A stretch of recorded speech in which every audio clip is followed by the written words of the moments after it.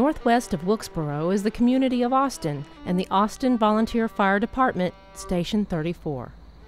We serve about 1,600 people. We all know one another in this community. We got wonderful churches, wonderful people. The station has come a long way since it was started in 1958. Today, with around 28 volunteer firemen. We got about 12 first responders. We do run medical calls and fire calls. Still, the Austin Fire Department is steeped in tradition. Today, the fire chief is Billy Van Hoy, grandson to its first fire chief, C.L. Poplin. He was put in as fire chief in 1958, and he stayed fire chief until May of '92. He was the oldest acting fire chief in the state of North Carolina. Oh, well, Mr. Poplin, he was an outstanding man from the day one. But back in those days, we didn't have no protective clothing or thing like that. Just had to squirt water on it from a distance.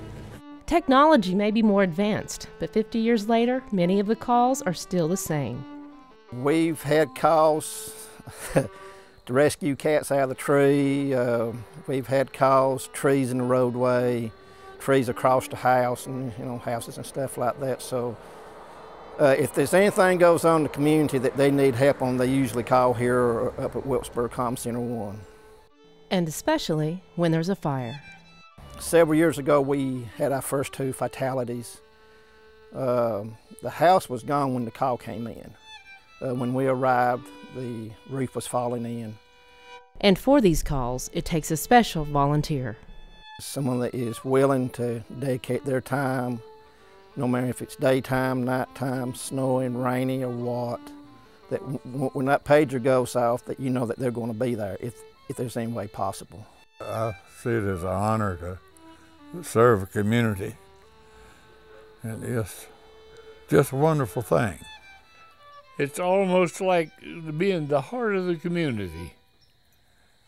You take the fire department out and it would kill the whole everything we've ever worked for.